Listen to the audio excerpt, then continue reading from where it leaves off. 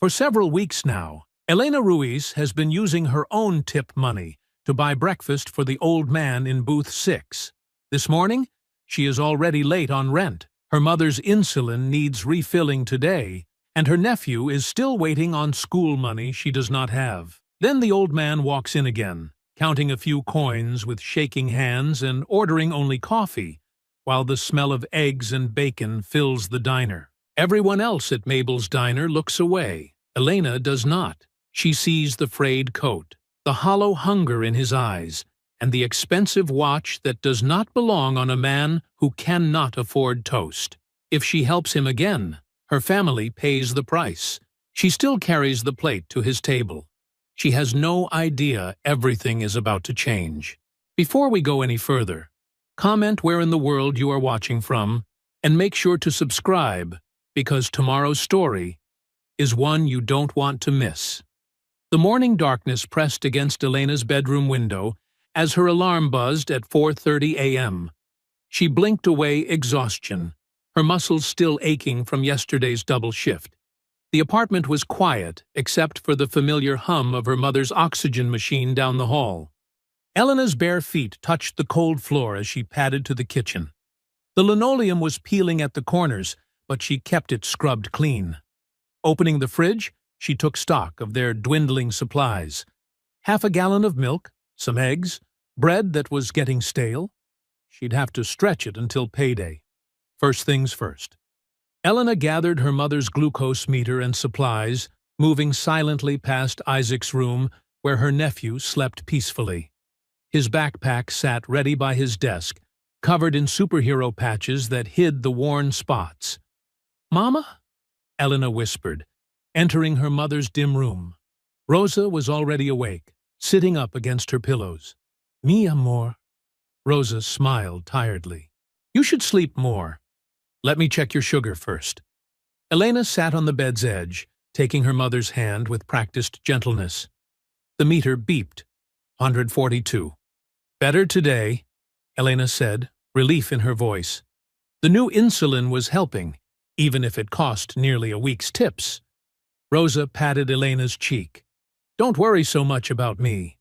"That's like telling the sun not to shine," Elena said, managing a small smile. She helped Rosa with her morning medication before heading back to the kitchen. Elena assembled Isaac's lunch with careful attention. The last apple, carefully turned to hide its bruise, a peanut butter sandwich, and crackers saved from her own meal at work. In the front pocket of his backpack, she tucked the field trip money she'd been saving all month. $20 that should have gone toward the electric bill, but Isaac's face had lit up talking about the science museum. Some things were worth the sacrifice. At the kitchen counter, Elena pulled out the stack of bills from the drawer. Final notice stamped in red across the power company envelope. Medical bills, rent due in 10 days. She tucked them away again, unable to face the numbers this early. By 5:45 a.m., Elena was walking the 6 blocks to Mabel's diner, her breath visible in the pre-dawn chill. The neon open sign flickered to life as she approached, casting pink light across the cracked parking lot.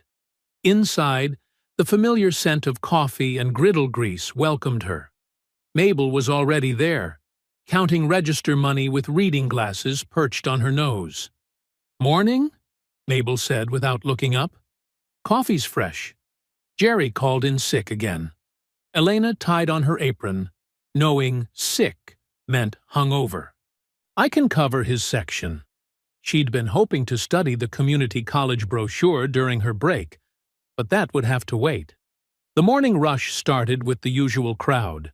Truckers stopping off the highway, factory workers grabbing breakfast before first shift, retired folks nursing coffee for hours.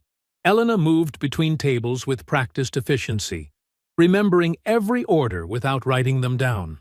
"More coffee, Mr. Patterson." She was already pouring before he nodded. "You're an angel, Elena," he said, his weathered hands wrapped around the mug. She noticed a young father at table 6 checking prices anxiously while his son stared at plates passing by. The boy couldn't have been more than 7, his coat sleeves too short at the wrists. When the father ordered only coffee, Elena accidentally brought toast with it. Later, she slipped the boy an apple from her own lunch, winking as she set it down. His gap-toothed smile was worth missing lunch herself. Between refills and orders, Elena's mind wandered to her old dream. A warm, welcoming cafe with mismatched mugs and affordable meals. A place where young people could learn job skills, where elderly neighbors could gather, where no one had to count coins under the table. The dream felt impossibly distant now, buried under years of more urgent needs. She was wiping down the counter when Mrs. Sullivan's coffee cup crashed to the floor. Before the elderly woman could apologize, Elena was already there with a replacement cup and a gentle, "No worries at all. These things happen." The morning wore on.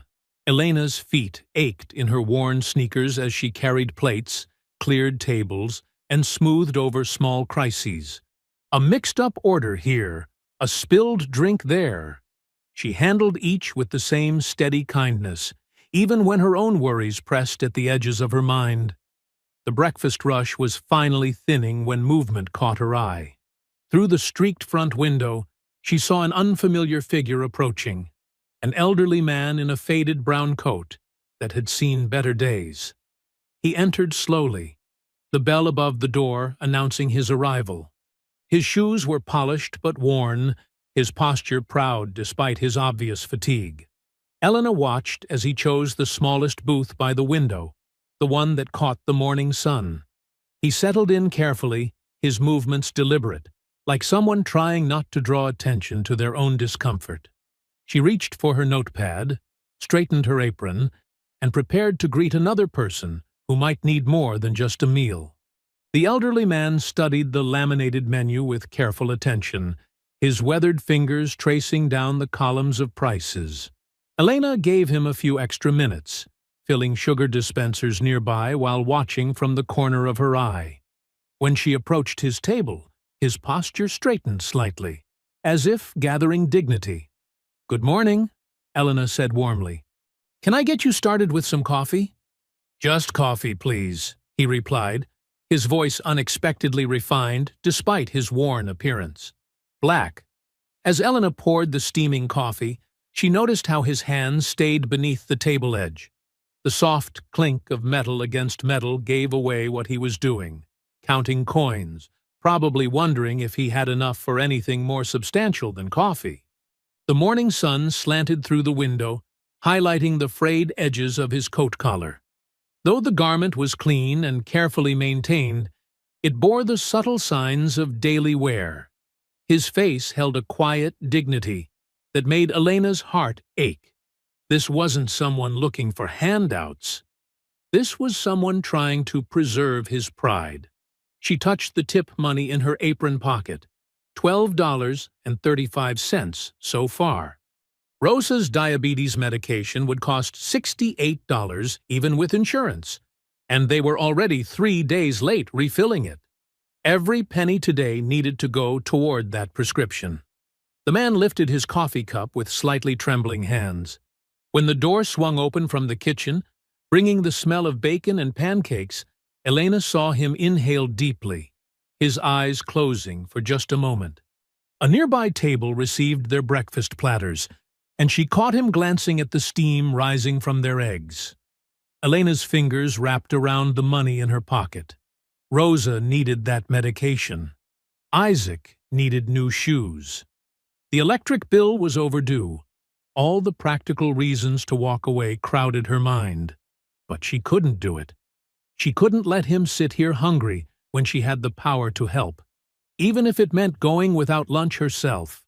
Again. She returned to the kitchen, where Mike was working the grill. "Mike, I need a standard breakfast platter. Scrambled eggs, wheat toast, and a bowl of oatmeal with raisins." "Ticket?" he asked, spatula poised.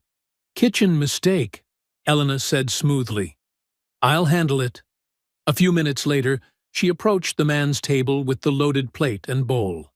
"I'm so sorry to bother you, sir, but we had a mix-up in the kitchen." This order was made by mistake, and it'll just go to waste otherwise. Would you mind helping us out by taking it?" He looked up sharply, his blue eyes keen and assessing. "I only ordered coffee."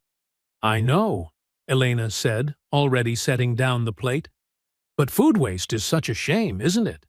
And the oatmeal's fresh. Mabel's special recipe with brown sugar and raisins."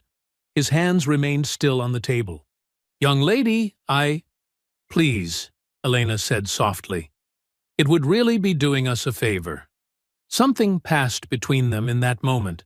An understanding, perhaps, or a shared acknowledgement of the gentle fiction she was creating to protect his dignity. After a long pause, he nodded once. "Very kind of you," he murmured.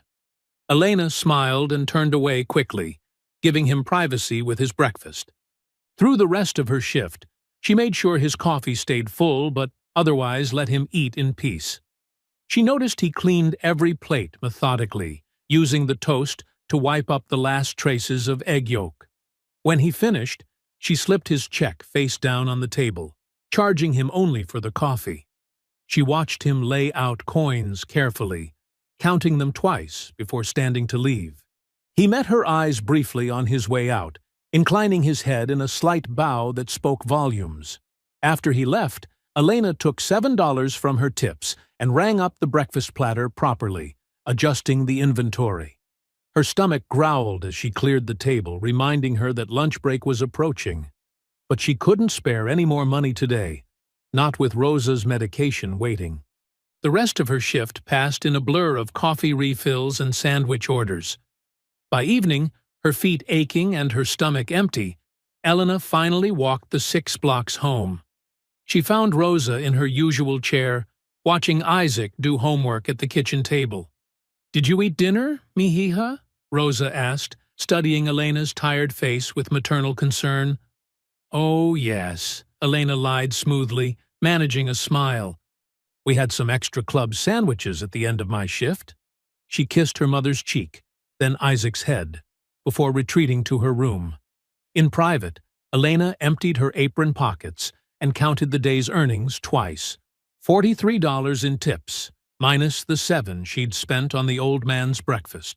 $36, just over half what they needed for Rosa's medication. She pressed her hands against her eyes, fighting back tears of frustration. Tomorrow, she would try again. Tomorrow, she would do better. But she couldn't make herself regret feeding the old man. Some kinds of hunger went deeper than food, and some forms of dignity were worth more than money. The next morning, Elena's alarm pierced the darkness at 4:30 a.m.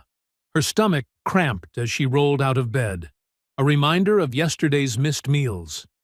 In the kitchen, she stretched the last of the cereal between 2 bowls, giving Isaac the bigger portion and keeping just a handful for herself. Rosa was already awake, sitting at the small table with her glucose monitor. "Mi hija, don't forget my prescription," she said, her voice carefully neutral. "Of course, Mama. I'll pick it up after work today." Elena kissed her mother's forehead, hoping her smile looked more confident than she felt. The truth was, she still needed another $25 for the medication. "Are you sure you're eating enough?" Rosa's eyes were sharp with concern. "Don't worry about me. The diner always has plenty of food." Another small lie to protect someone she loved. Elena grabbed her coat and hurried out, before Rosa could ask more questions.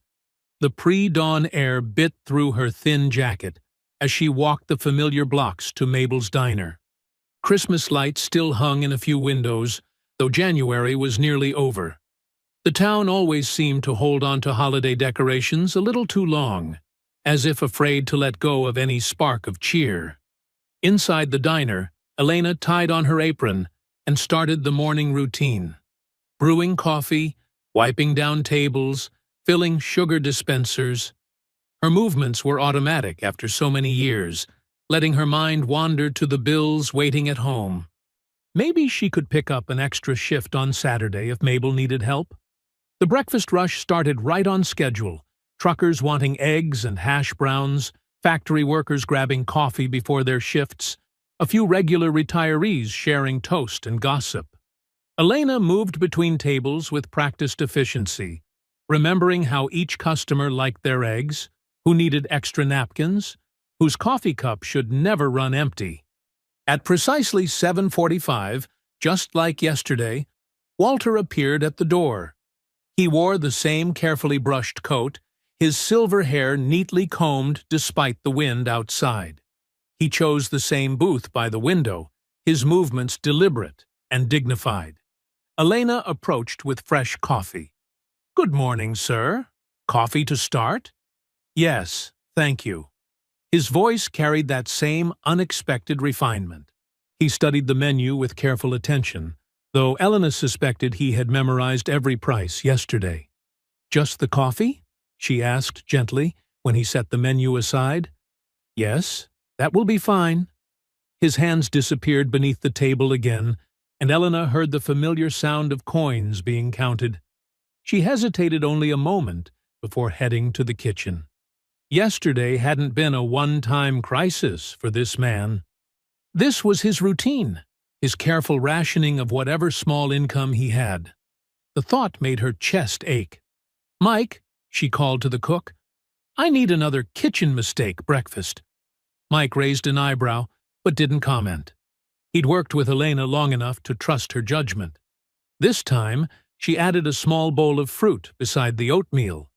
Walter looked up sharply when she set down the plates, his blue eyes keen and questioning. "Another mix-up?" he asked quietly. "We can't serve fruit after it's been plated," Elena explained smoothly. "Health code rules. Such a waste otherwise." A ghost of a smile touched his lips. "What's your name?" he asked, his tone gentle. "Elena." "Elena." He repeated it carefully. "How long have you worked here, Elena?" "Almost 8 years now." She adjusted a spoon unnecessarily, buying time to stay at the table. "And do you enjoy it? Serving people?" The question caught her off guard. Most customers never asked about her at all. "I like helping people," she answered honestly. "Some places need keeping alive, you know?" Walter's gaze sharpened with interest. "Yes," he said slowly, "they do." Before Elena could respond, Mabel's voice cut through the morning clatter. "Staff meeting, everyone. Now." In the kitchen, Mabel's face was drawn with worry. "Listen up," she said, her usual gruffness hiding concern. "Food costs are up again. We're running too close to the edge on inventory. One more bad month and—" She didn't finish the sentence. She didn't have to. Elena's heart sank. The diner was more than just her job. It was a second home, a gathering place, a last anchor for people who needed somewhere to belong. Even as she worried about her own bills, she couldn't bear the thought of it closing. The rest of her shift passed in a blur of coffee refills and quiet calculations. She made $3 less in tips than yesterday. The medicine would have to wait another day. As she wiped down tables for closing, Elena watched through the window as Walter walked away into the gathering dusk. His shoulders were straight, his pace measured.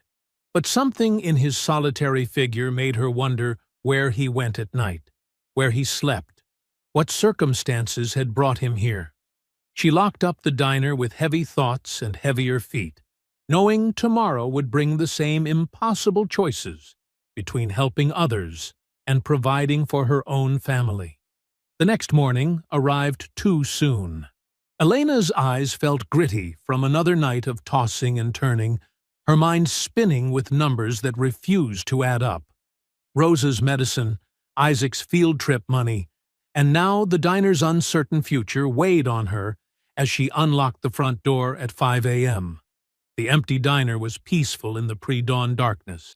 Elena moved through her opening tasks mechanically, starting coffee, checking supplies, wiping down already clean counters.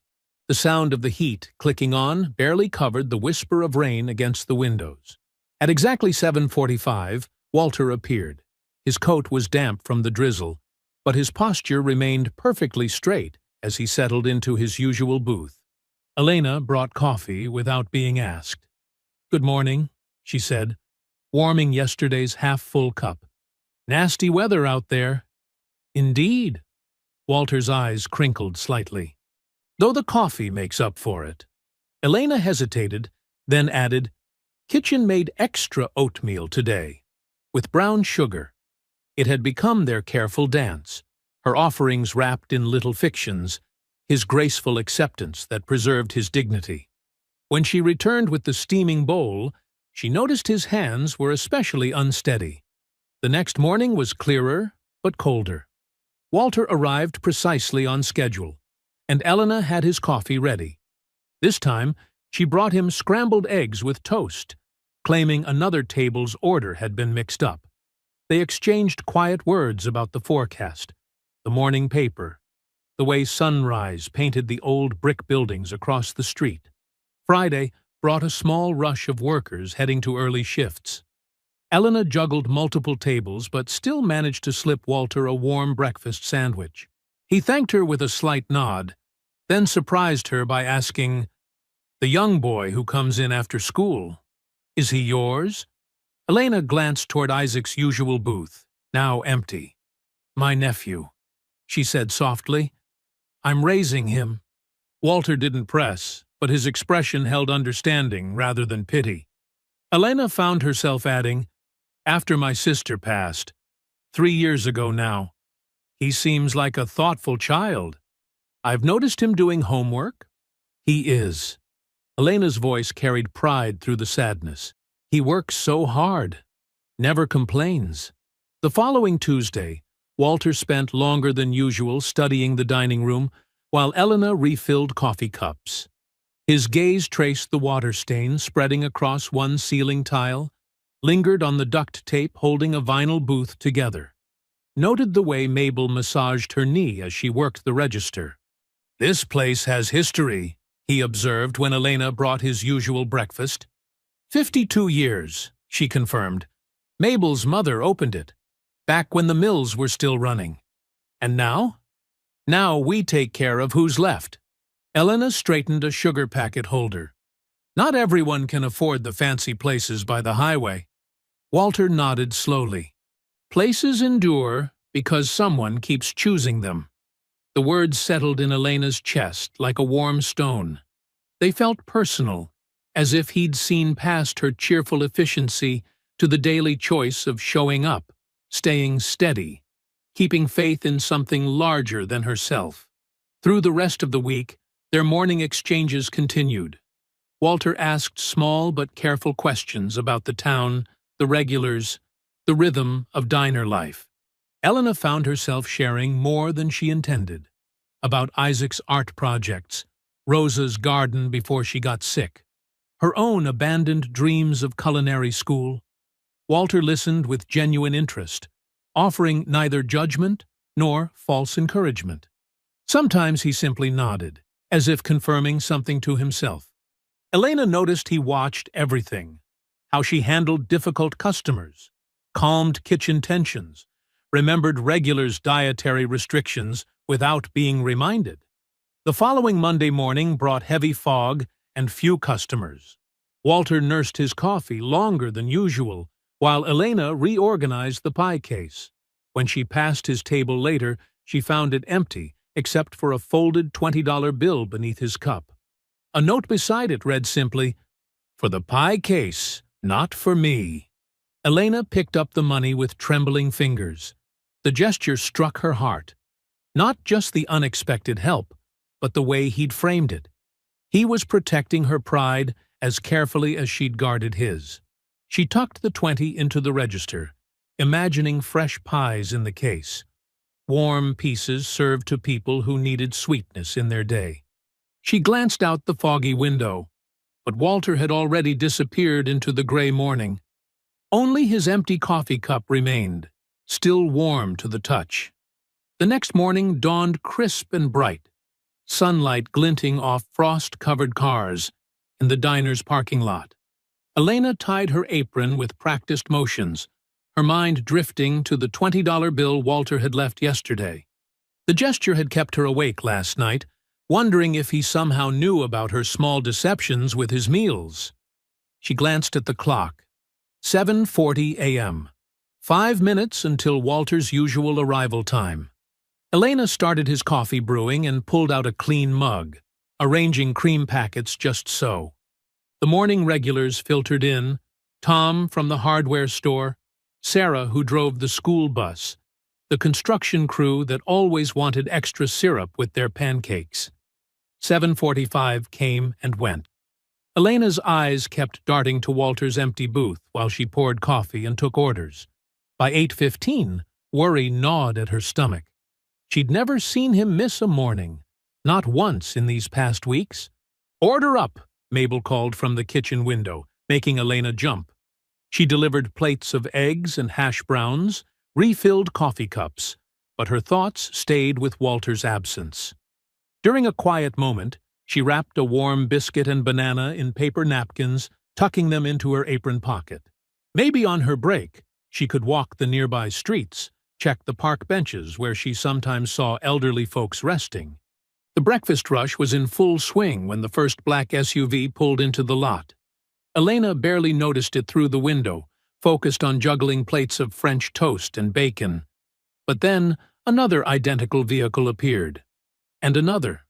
They kept coming, sleek and dark, until 10 massive SUVs had arranged themselves in a precise line across the parking lot.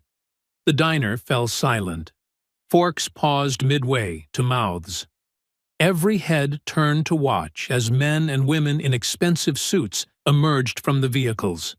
Some wore earpieces and stood scanning the area with practiced attention. Others carried leather briefcases and tablets. "Sweet Jesus," Mabel whispered from behind the register. "Are they shutting us down?" Elena's hands trembled as she set down her coffee pot. Through the windows, she could see the group approaching the entrance with purposeful strides. The bell above the door chimed as they filed in, filling the small diner with the scent of leather and costly cologne. A woman in a charcoal pantsuit stepped forward. Her silver hair was perfectly styled, and her red-soled heels probably cost more than Elena made in a month. Behind her stood a man whose suit screamed "attorney" from his wire-rimmed glasses to his monogrammed briefcase. "We're looking for Elena Ruiz," the woman announced, her voice carrying authority that silenced even the sizzling grill. Elena's throat went dry. She stepped forward, conscious of syrup spots on her apron and a loose strand of hair that had escaped her ponytail. "I'm Elena Ruiz." The attorney moved to stand beside the woman. "Ms. Ruiz, we're here regarding Walter Hale." Elena's heart clenched. "Is he okay?" "Mr. Hale suffered a medical emergency early this morning," the attorney said, his tone carefully measured. "Before being transported to the hospital, he left explicit instructions to locate, and, I quote, the waitress from Mabel's diner, who fed me when she had no reason to." Elena heard Mabel's sharp intake of breath behind her.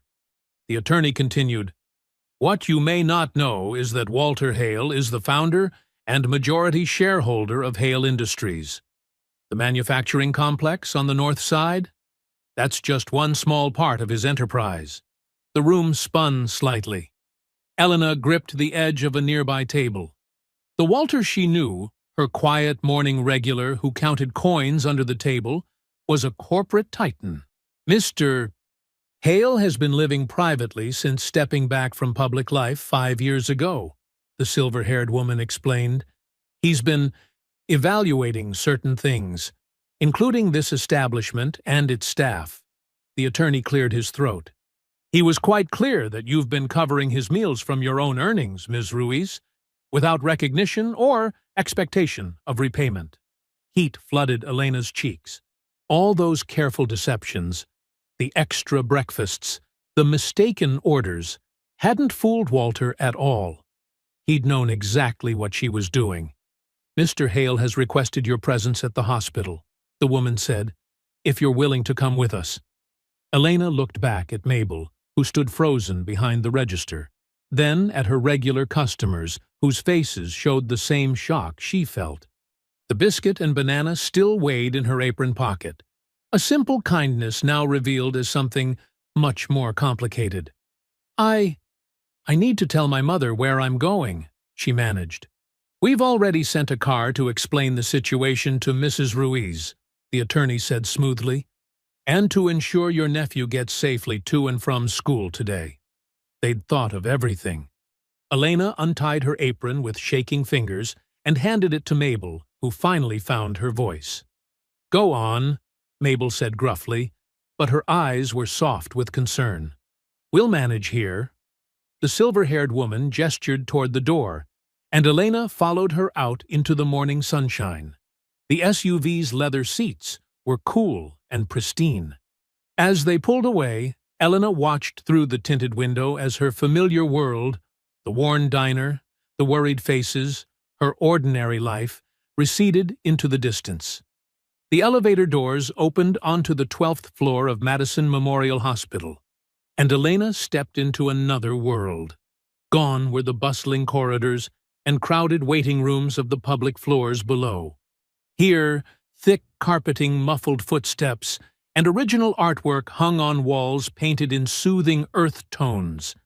Security personnel stood at strategic points, their earpieces gleaming. Men and women in expensive suits huddled near a nurse's station, speaking in hushed tones while clutching tablets and phones. They all turned to stare as Elena followed the silver-haired woman down the hallway, her work shoes squeaking slightly on the polished floor. Wait here, the woman instructed, gesturing to a set of leather chairs. Elena sat, acutely aware of her waitress uniform and the lingering smell of coffee and bacon that clung to her clothes. Through nearby windows, she could see the entire town spread out below, including the tiny dot that was Mabel's diner. So you're the waitress. The voice was cool and precise. Elena looked up to find a younger woman studying her with barely concealed skepticism. She was perhaps 35, wearing a cream-colored blazer that probably cost more than Elena's monthly rent. Her pearl earrings matched her manicure perfectly. I'm Elena Ruiz, Elena offered, standing and extending her hand.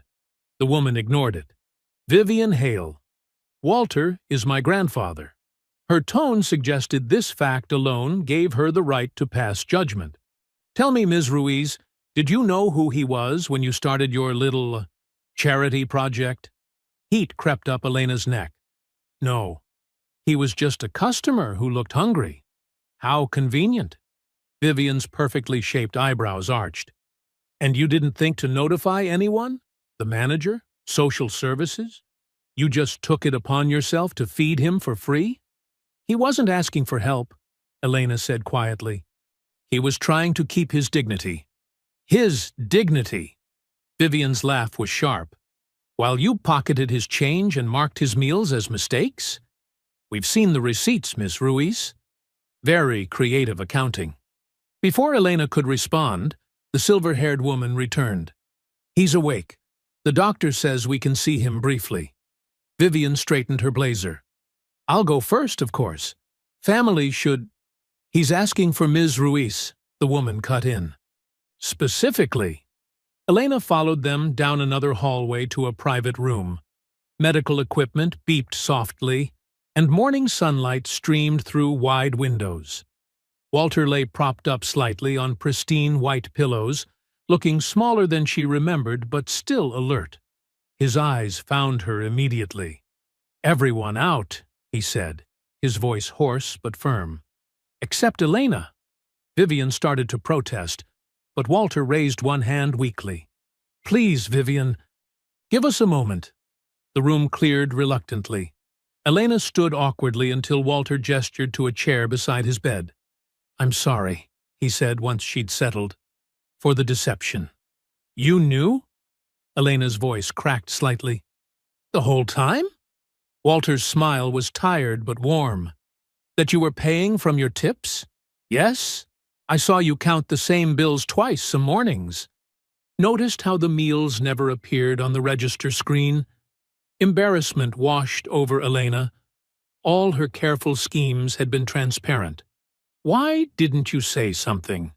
Because I needed to know. He reached for a cup of water, and Elena automatically helped him steady it. I needed to know if you would keep helping when there was no advantage in it, when the person you were helping appeared to be nobody important. You were testing me? The hurt in her voice surprised her. Walter sighed.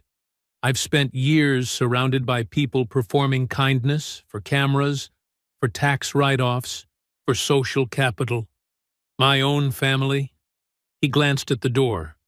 They've forgotten the difference between charity that feeds the giver's ego and true service that protects someone's dignity. He studied her face. You did the opposite of what most people do. You hid your generosity. You made sure I never felt like a burden, even when it cost you. Elena looked down at her hands. Nobody should feel ashamed of being hungry. Tell me something true, Walter said softly. Something you've never told anyone who could make it happen. What would you do if resources weren't an issue? The question caught her off guard, but something in Walter's steady gaze made her answer honestly. I always wanted. There's this empty storefront on Mason Street. I used to imagine turning it into a cafe. Not fancy, just good food, fair prices. We could train local kids, give people second chances, maybe have a pay-it-forward board where folks could buy meals for others who need them. She stopped, embarrassed by how much she'd revealed. But Walter was nodding slowly, his expression thoughtful. The door opened, and a nurse announced visiting time was over. As Elena stood to leave, Walter caught her hand. Thank you, he whispered, for making me human again. The silver-haired woman, Elena now knew she was Walter's attorney, accompanied her back to the waiting SUV. As they descended through evening traffic, the attorney cleared her throat. Mr. Hale would like to meet with you again tomorrow, she said. He says there are things to discuss that are larger than gratitude. Elena's feet ached as she climbed the hospital steps the next afternoon.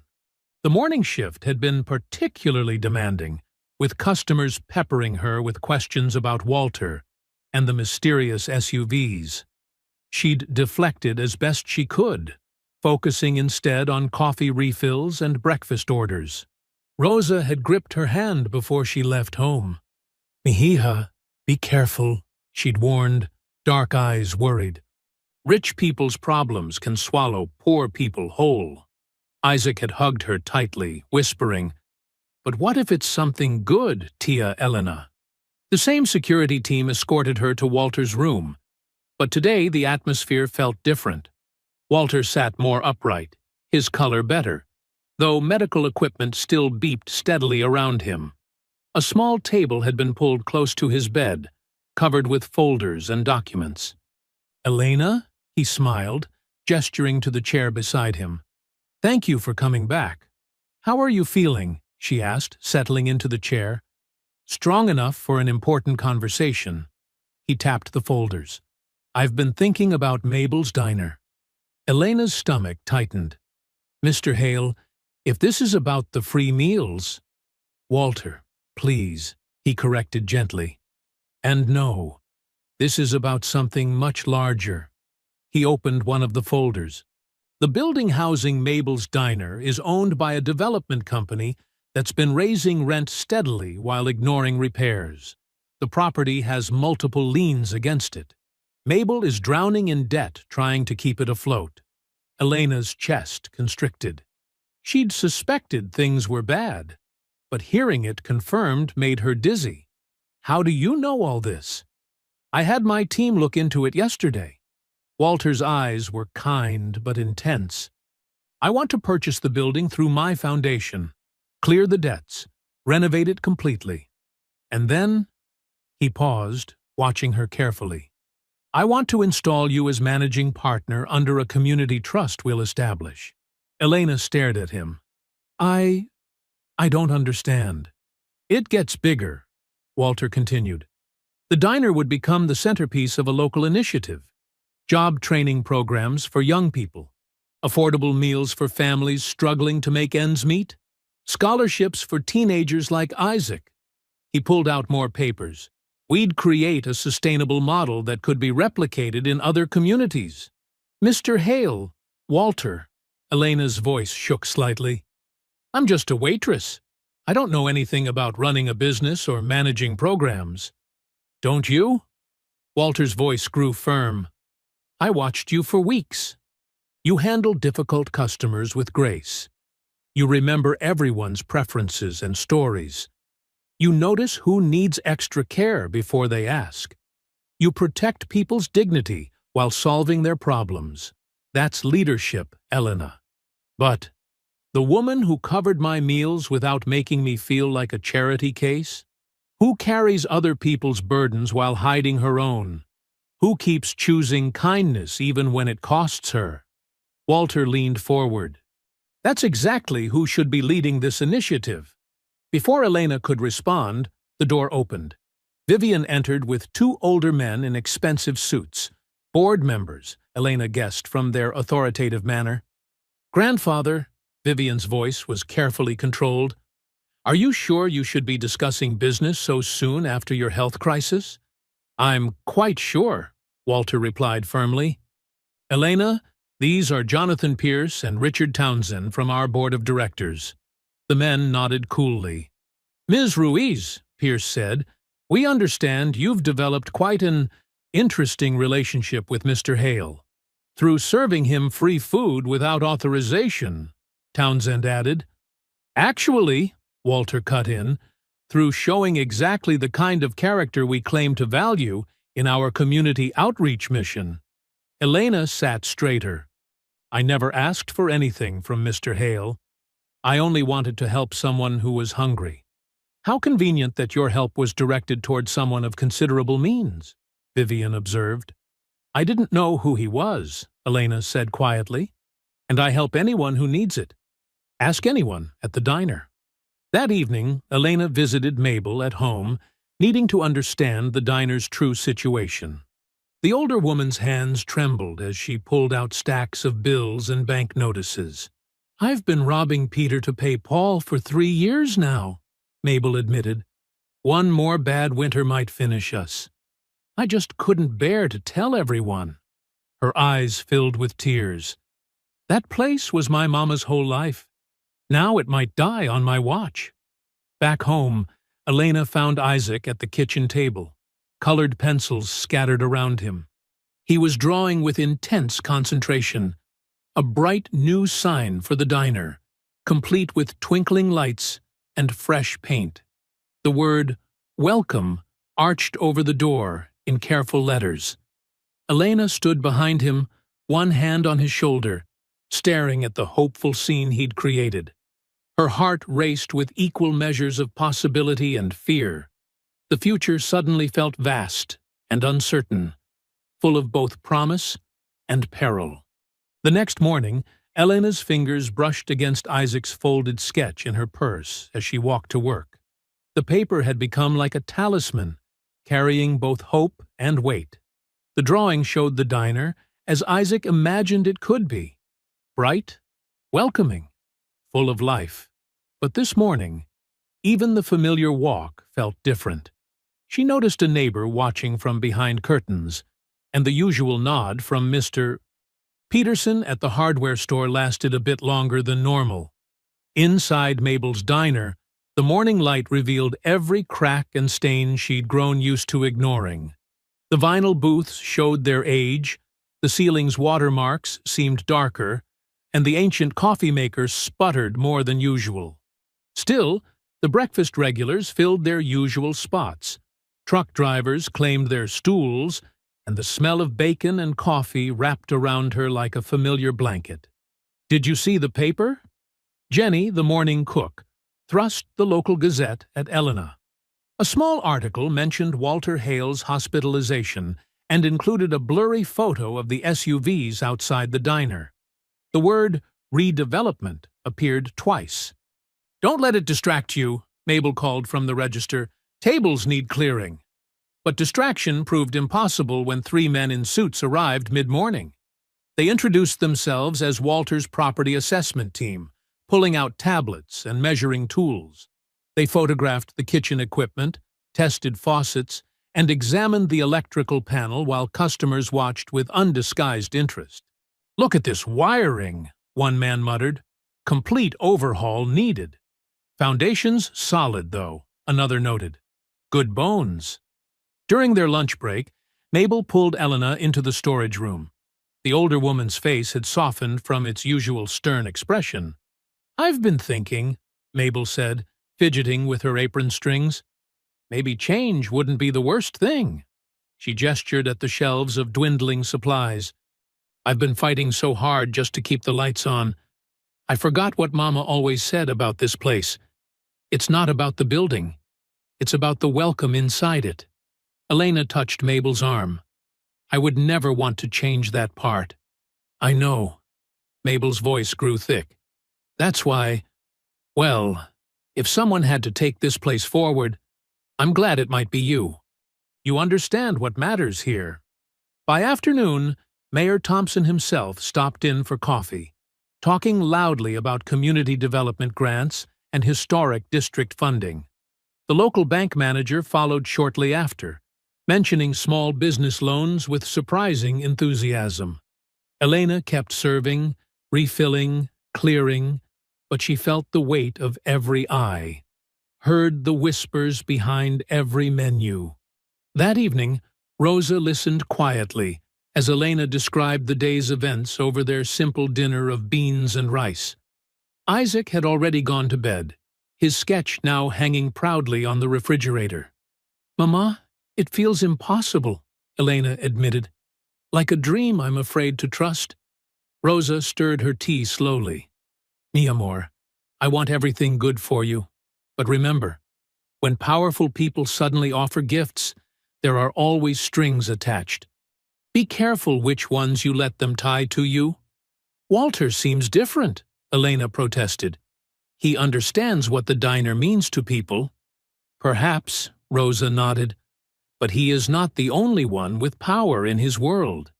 And not everyone sees kindness the way he does." As if proving Rosa's point, Elena's phone buzzed with a social media alert. Someone had posted a photo of her getting into one of the SUVs with the caption, "Local waitress hits the jackpot?" The comments below ranged from supportive to suspicious. The next morning brought more suits, contractors this time, measuring windows and discussing renovation permits. A bank representative arrived with preliminary partnership proposals. Walter's attorney delivered a thick envelope containing documents that named Elena as Executive Director of Community Programs for something called the Hale House Initiative.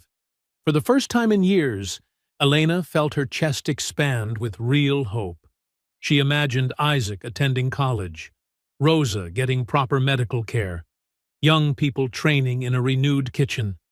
The weight of constant worry began to lift, just slightly. But as she went to lock up that evening, movement caught her eye through the window.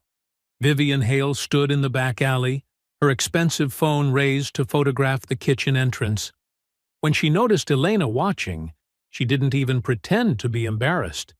Instead, she deliberately turned to snap pictures of the overflowing dumpster and the stack of supplier invoices visible through the office window. Their eyes met through the glass.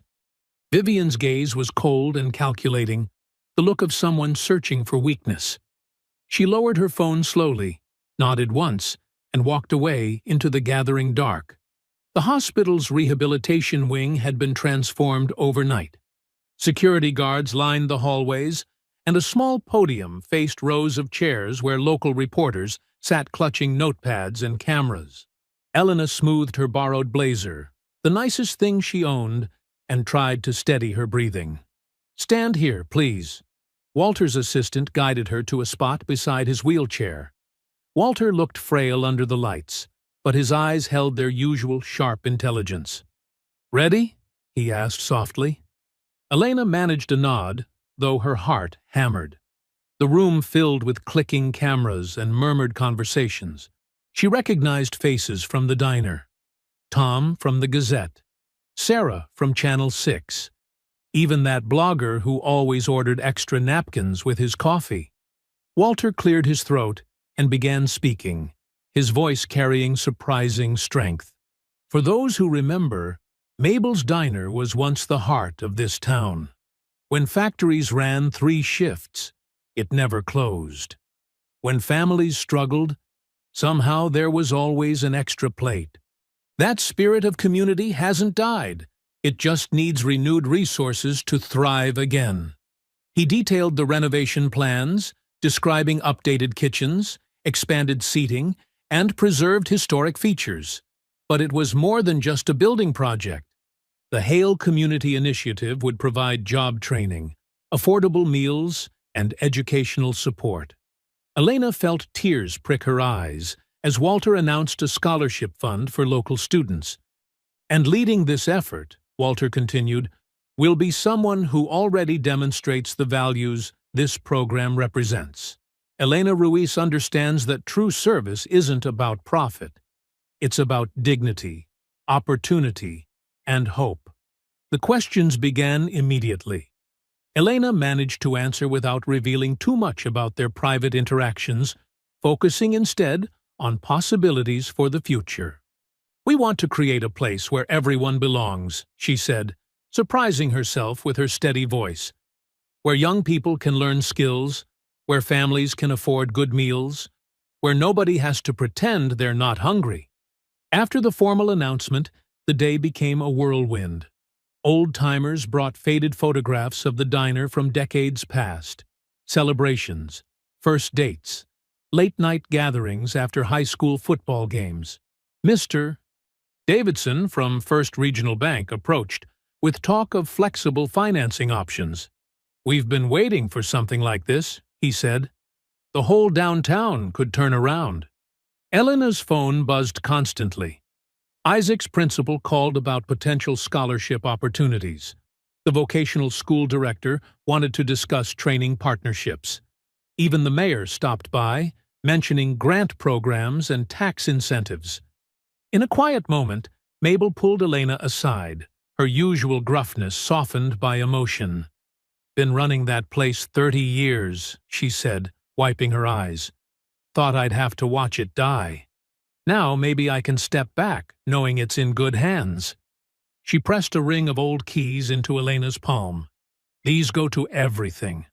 Back office, supply room, safe. Better start learning them all." For several shining hours, Elena let herself believe in this new reality. She sat with Walter's project team, contributing ideas about menu planning and staff development. They discussed community outreach programs, apprenticeships for at-risk youth, and ways to preserve the diner's heritage while building something new. But there were shadows at the edges of this bright moment. During the presentation, Walter had stumbled over words mid-sentence, and medical staff had immediately surrounded him, adjusting monitors and oxygen levels. Elena noticed how quickly they moved him back to his room afterward, despite his protests that he felt fine. Vivian maintained a professional demeanor throughout the announcement, even offering congratulations with a perfectly practiced smile. But her eyes remained cold, evaluating every move Elena made. During the planning session, Vivian took copious notes while saying very little. The silence felt deliberate, calculating. Most concerning was the change in Walter's longtime attorney, Mr. Patterson. Once openly supportive, he now seemed distracted and tense. When Elena asked about next steps, his answers became vague. He checked his phone constantly, stepping out for whispered conversations. Something was shifting in the background, but Elena couldn't grasp what. The day's excitement carried her through her bus ride home, her mind full of possibilities. Isaac would be thrilled about the scholarship news. Maybe Rosa could finally see that specialist she needed. The diner's future stretched before her, bright with promise. But when Elena reached her apartment door, reality crashed back harshly. A paper had been shoved underneath, face down on the worn carpet. She picked it up, then felt her stomach clench. It was a grainy photo, clearly taken through the hospital room window, showing her standing beside Walter's bed. Across the image, someone had scrawled a single word in thick red marker: "Gold digger." The morning air bit cold and sharp, as Elena hurried toward Mabel's diner. Her mind still stuck on the cruel message slipped under her door. The sight that greeted her stopped her mid-stride. Mabel stood on the sidewalk, arms crossed tight, face drawn with worry, as two men in city uniforms examined clipboards and shook their heads.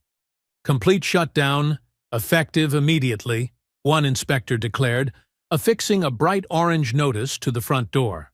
"Multiple critical violations." "But these are the same conditions you've passed for years," Mabel protested, her voice cracking. "Nothing's changed since last month's inspection." Elena approached cautiously. "What's happening?"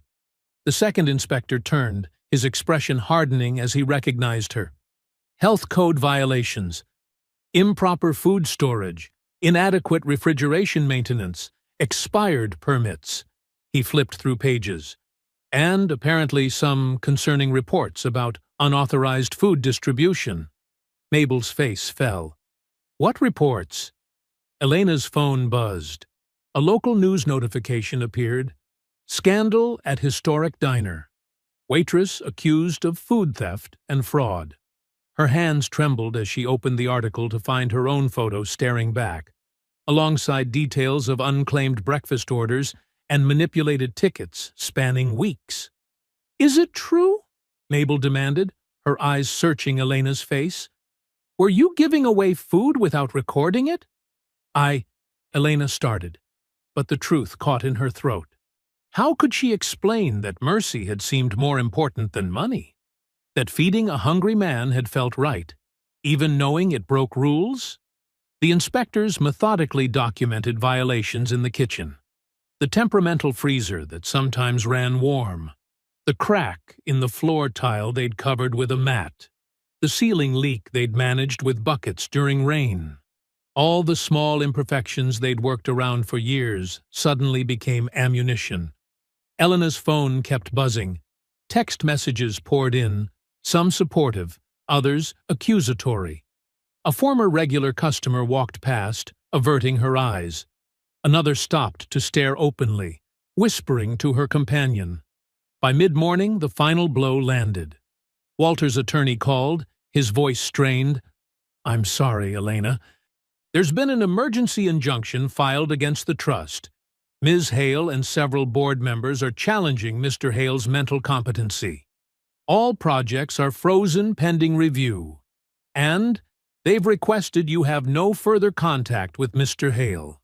"But he's all alone there," Elena protested. "He needs—" "I understand, but my hands are tied. Security has been notified. Please don't try to visit." The diner's regular breakfast crowd gathered on the sidewalk, reading the closure notice and trading theories. Elena heard fragments of conversation. "Always seemed too good to be true. Poor Mabel. Trusted the wrong person. Probably planned it from the start." A few loyal customers defended her. "Mrs." Martinez hugged her fiercely, whispering, "We know your heart, dear." But others who'd smiled at her just yesterday now turned away. Mabel sat heavily in a patio chair, looking older than Elena had ever seen her. "I understand why you did it," she said quietly. "Feeding people who need help, that's what we've always done here. But not recording it, hiding it. You put everything at risk. All our jobs, our licenses." She pressed her lips together. "I can't keep you on staff after this. I'm sorry." Elena nodded numbly, unable to speak. She gathered her few belongings from her locker. Spare apron, family photos, Isaac's drawings pinned inside the door. The walk home felt endless. Rosa was waiting, worried. What happened? Mrs. Cooper upstairs said there were inspectors. "I lost my job," Elena managed. "And the trust. Everything's frozen. I can't—" She looked at the medicine bottles on the counter, nearly empty. "I can't refill your prescription yet." "We'll manage," Rosa said firmly, but Elena saw the fear in her eyes. That evening, Elena sat at their small kitchen table paying bills, stretching what remained of her last paycheck. Isaac's voice drifted through the thin walls from the hallway, where he'd gone to return a borrowed game to their neighbor's son. "Your aunt's the one who stole from the diner?" another child asked loudly. "My mom says she tried to trick that rich old man, too." "She didn't," Isaac protested. "She helps people." "Yeah, helps herself to their money," a different voice sneered. Elena heard Isaac's running footsteps, then the slam of their apartment door. He ran straight to his room without speaking. Later, after Rosa and Isaac were asleep, Elena sat alone in the darkness. The city lights filtered weakly through their window, casting shadows on the stack of unpaid bills. The same compassion that had felt so natural, sharing food with a hungry stranger, had somehow led here, jobless, shamed, unable to care for her family. The crumpled photo from under her door lay on the table, its red accusation stark even in the dim light. She touched it gently, wondering how an act of kindness could destroy so much. The morning sunlight offered no warmth through the apartment windows.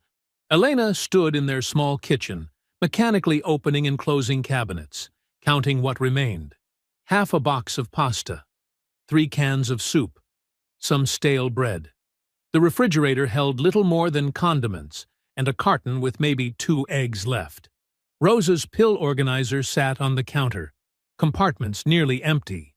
The sight of it made Elena's stomach clench. Without insurance, the refill would cost more than their remaining savings. She could hear Isaac in his room, rustling through his backpack, probably double-checking his homework like he always did when trying to maintain normalcy. "You should eat something," Rosa said from the doorway, leaning on her cane. Her face showed the strain of watching her daughter's life unravel. "I'm not hungry," Elena replied automatically, though her empty stomach argued otherwise. "You can't help anyone if you collapse." Rosa's gentle rebuke carried the weight of long experience. "What are you going to do?" Before Elena could answer, her phone buzzed. An unknown number. She almost ignored it, but responsibility won out. "Hello? Ms. Ruiz? This is James Morton from Halston and Reed, representing the Hale family interests." The voice was professionally smooth. "We'd like to meet with you this morning to discuss a resolution." An hour later, Elena sat in a downtown office, staring at papers laid precisely before her. The lawyer explained in careful terms, a modest settlement, enough to cover immediate expenses, and tied them over until she found new work. All she had to do was sign a statement acknowledging poor judgment in her handling of diner resources, agree to step away from any public role in community projects, and commit to never discussing Walter Hale or their interactions. "It's a generous offer," Mr. Morton said, "considering the circumstances. The family wants to avoid further complications." Elena read the carefully worded admission of guilt again. It wasn't entirely false. She had broken rules, however good her intentions. The amount offered would cover Rosa's medication, the overdue electric bill, and Isaac's school expenses. When she got home, Rosa could see the conflict in her face.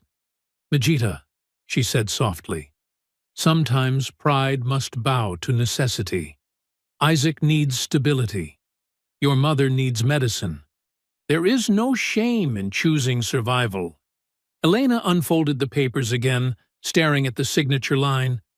The pen felt heavy in her hand. Through the window, she could see snow clouds gathering, matching her dark mood. "I need to think," she said, pulling on her coat. "I'll be back soon."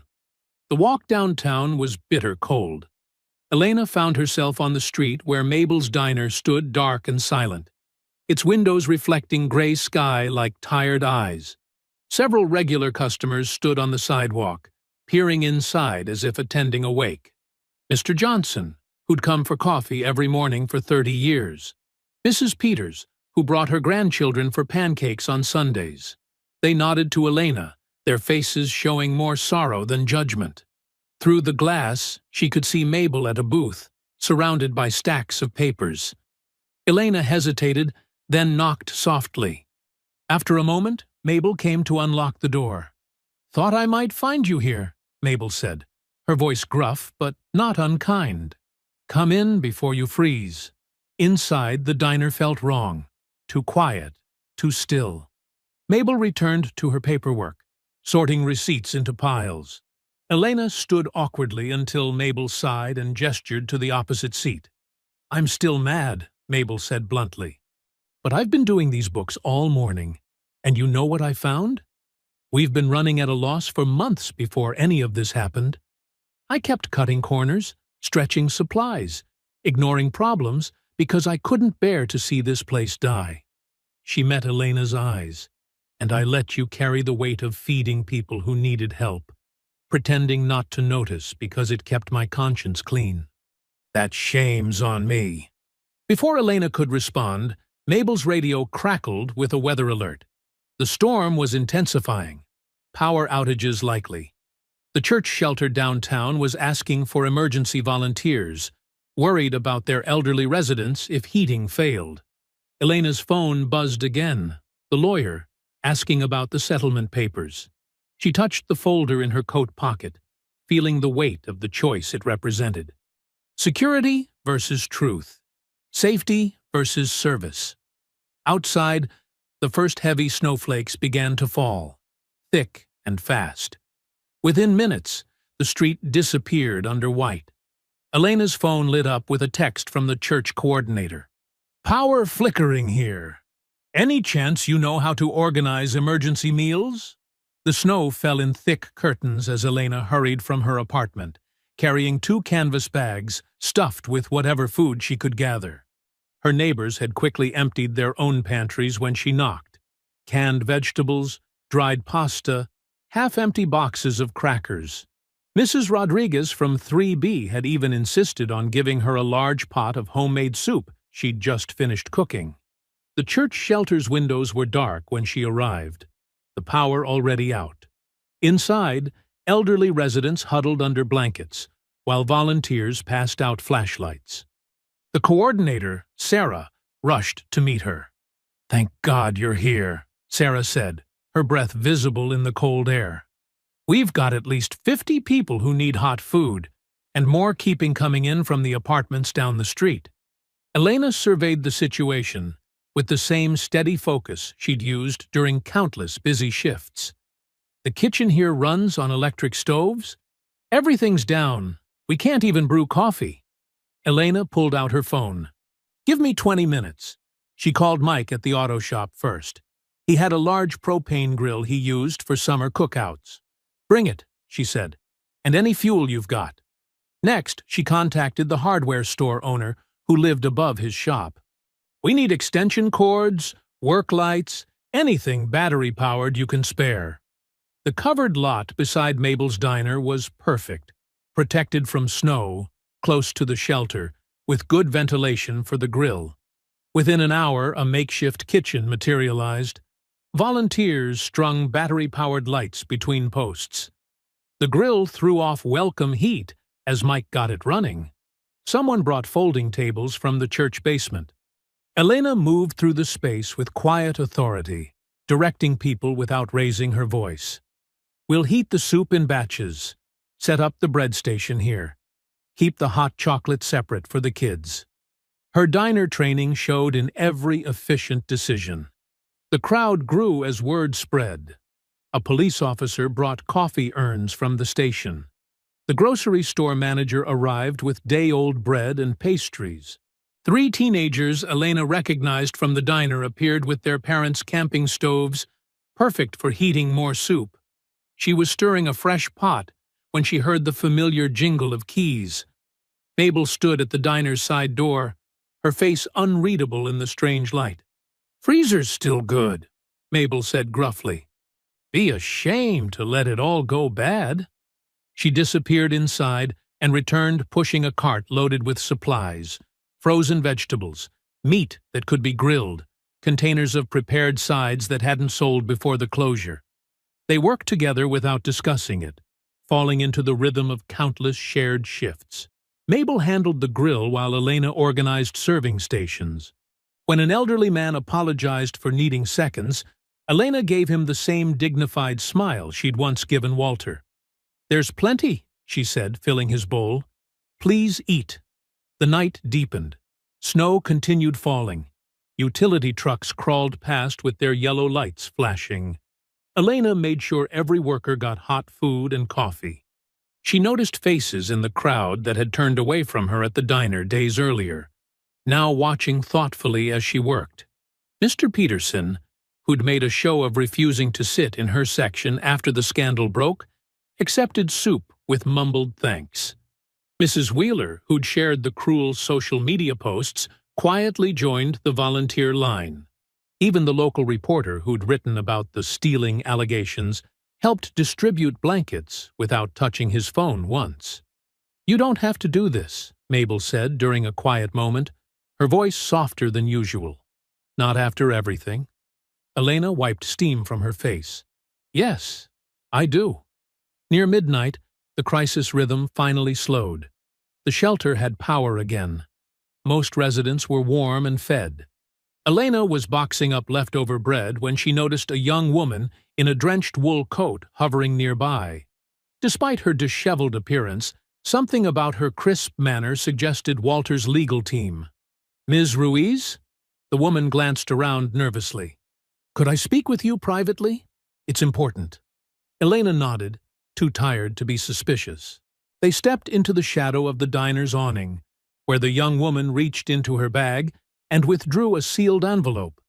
The handwriting on the front was shaky but familiar.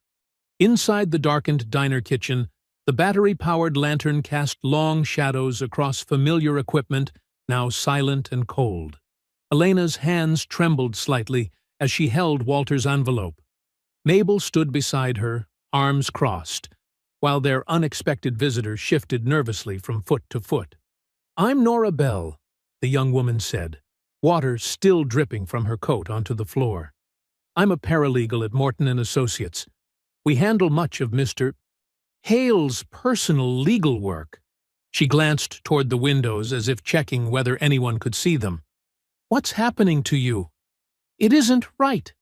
Elena studied the envelope, running her thumb across Walter's unsteady handwriting. "Won't you get in trouble for bringing this?" "Probably," Nora admitted. "But I can't watch them twist everything he wanted into something ugly. Mr. Hale trusted me to make sure you got this if things went wrong." With careful movements, Elena broke the seal and unfolded several pages covered in Walter's distinctive script. The lantern light made reading difficult, so Mabel held it closer as Elena began. "My dear Elena," the letter began, "if you're reading this, it means others have tried to separate us and challenge my judgment. First, you should know that I was fully aware each time you paid for my meals from your own pocket. I watched you count tips twice, adjust tickets, and skip your own lunch. Your kindness was never hidden from me, only from others." Elena's voice caught. Mabel squeezed her shoulder, urging her to continue. "But there is a deeper truth you must understand," Elena read. "In 1962, I was a 12-year-old boy whose father had just died. My mother worked 3 jobs, but we could barely afford rent. Every morning she would bring me to this same diner before school. She only ordered coffee, just as I did with you." Mabel inhaled sharply. "Mother never told me." "The owner then was Grace Jensen, your mother, Mabel. She noticed my mother's pride, her exhaustion, her determination to keep me in school despite our poverty. Grace began adding eggs and toast to my mother's coffee, claiming kitchen mistakes or extra portions that needed using. She protected our dignity while making sure I didn't study on an empty stomach." Tears rolled down Mabel's cheeks. "That sounds exactly like Mama." Elena's hands shook harder as she turned the page. That simple mercy made everything else possible. "My mother found better work. I earned a scholarship. The business empire everyone now fights over began because one woman in a small diner decided kindness mattered more than money. When I returned this year, I needed to know if that spirit still lived in these walls. Elena, you proved it does. You fed a stranger with the same grace Grace Jensen once showed me, asking nothing in return. Nora stepped forward. The rest of the letter contains dates, amounts, and witnesses. Everything needed to fight the competency challenge. Mr. Hale documented your interactions meticulously because he feared exactly what's happening now. Why didn't he tell me any of this? Elena asked softly. He wanted to see your true character, Nora explained. If you'd known who he was, your kindness might have seemed calculated. He needed to know you'd help anyone, not just someone important. Elena read further, her voice growing stronger. I'm not just offering you a job or a building, Elena. I'm entrusting you with a legacy of quiet mercy that saved my family when we had nothing. My granddaughter Vivian never understood why this old diner mattered so much to me. Perhaps she never will. But you understand, because you live it every day. Mabel wiped her eyes. All these years, I thought Mama was just soft-hearted, letting people eat without paying. I never knew. The letter ends with legal instructions, Nora said, and a reminder that they'll offer you a settlement to go away quietly. Mr. Hale says you must choose freely, but he hopes you'll fight instead. Through the kitchen windows, they could see the storm beginning to ease. The emergency meal station outside was nearly packed up, volunteers heading home through the thinning snow. Dawn wasn't far off. Elena carefully folded the letter and slipped it back into its envelope. The settlement papers in her coat pocket suddenly felt heavy, like a weight she could finally set down. She looked at Mabel, then at Nora, her decision crystallizing in the lantern's dim light. I won't sign their papers, she said quietly. I won't pretend what happened here was wrong. The county courthouse loomed ahead, its stone steps already crowded with reporters and curious onlookers. Elena's worn black dress felt too thin for the January chill as she climbed those steps with her small group. Rosa gripped her arm for support, while Isaac stayed close to Mabel's protective bulk. Nora Bell hurried ahead to guide them through security and into the hearing room. Inside, the wood-paneled chamber buzzed with whispers. Elena recognized faces from the diner mixed with business people in expensive suits. Camera phones tracked their progress to the front tables. Isaac's hand found hers and squeezed tight. It's okay, Aunt Elena, he whispered. You always say the truth is stronger than being scared. Vivian Hale sat with her attorneys at the opposite table, elegant in charcoal gray. She didn't look directly at Elena, but her spine stiffened when they passed.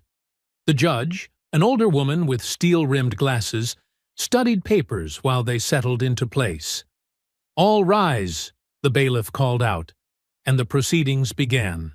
Vivian's lead attorney launched their attack immediately. He projected diner receipts onto a screen, highlighting irregular timestamps and missing entries. Ms. Ruiz consistently failed to record meals properly, creating a pattern of deception that raises serious questions about her intentions toward Mr. Hale. Security photos appeared next. Elena entering Walter's hospital room, Elena speaking with him in the diner, Elena accepting documents from his lawyers. An opportunistic relationship cultivated over weeks, the attorney declared, taking advantage of our client's isolation and declining health. Elena felt the room's judgment pressing against her skin. She thought of the settlement papers she'd torn up that morning, how easy it would have been to sign them and disappear. Rosa patted her hand, reminding her to breathe. The attacks continued. Policy violations, character implications, suggestions that she had manipulated a lonely old man's gratitude into a massive financial opportunity. They even brought up her overdue bills and her sister's death, painting her as desperate enough to exploit anyone's kindness. When Elena's turn came to speak, she rose slowly. The microphone hummed as she adjusted it. She looked not at the lawyers or the cameras, but at the faces she knew from years of early mornings. Truck drivers, teachers, retired couples who counted quarters for coffee. "Yes, I broke diner policy," she began quietly. "I marked meals as paid when they weren't. I used my tips to cover food I gave away. If that's wrong, I accept the consequences." Murmurs rippled through the room. Elena continued, her voice steady. "But I won't apologize for feeding someone who was hungry. I didn't ask Mr. Hale's bank balance or last name. I saw his hands shake when he counted coins under the table. I noticed him breathing in the smell of breakfast he couldn't afford. Where I come from, you don't need paperwork to share food." She glanced at Mabel, who nodded slightly. "The diner has always been more than a business. It's where truckers get warm after night runs, where kids do homework if home is too chaotic, where elderly neighbors sit all afternoon because loneliness hurts worse than empty pockets." Elena squared her shoulders. "I gave Mr. Hale breakfast the same way I've helped others. Not for reward, not for attention, simply because hungry people should eat."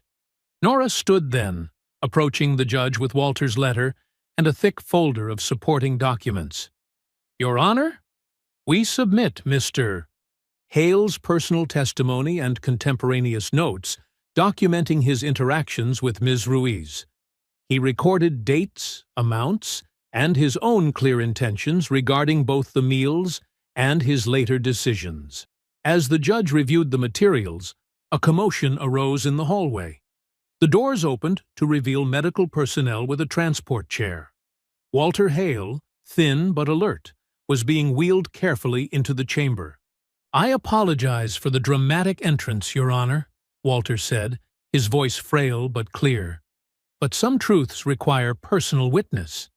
Vivian half rose, her composure cracking. "Grandfather, you shouldn't be here. Your doctors—" "My doctors are with me, and I am quite competent to speak," Walter interrupted. He fixed tired eyes on the judge. "I chose Elena Ruiz not from confusion or manipulation, but because she proved something essential. Integrity doesn't change based on who's watching." The room hung silent as Walter detailed the board's attempts to block his charitable initiatives, his private investigation of the diner, and Elena's consistent kindness, even when she thought he was just another struggling customer. He named board members who had tried to isolate him, exposed attempts to bury community project proposals, and clearly outlined his reasons for trusting Elena with his legacy. When he finished, the judge removed her glasses and studied the room carefully. Her ruling was clear. Walter Hale was fully competent. His wishes regarding the trust would stand, and all holds were to be released immediately. Elena released a breath she hadn't realized she'd been holding. Beside her, Isaac grinned, and Rosa whispered a prayer of thanks. Across the aisle, Vivian Hale lowered her eyes to the table, her shoulders sagging as if a great weight had finally become too heavy to carry. Spring sunlight crept across the newly refinished floors of Mabel's table. Elena stood in the doorway, just as she had hundreds of mornings before, but everything else had transformed. The cracked linoleum was now warm hardwood. Fresh paint brightened the walls. Through spotless windows, the morning cast long shadows across booths that no longer sagged or squeaked. Elena's routine remained unchanged in some ways. She still arrived before dawn, still checked the coffee makers and prep stations, but now she moved through a space that matched the dignity she'd always tried to give it. The kitchen gleamed with new equipment, and the training area buzzed as two single mothers learned the breakfast shift under Chef Mike's patient instruction. She paused at the wall near the register, touching the elegant plaque that read, "Meals Given in Quiet."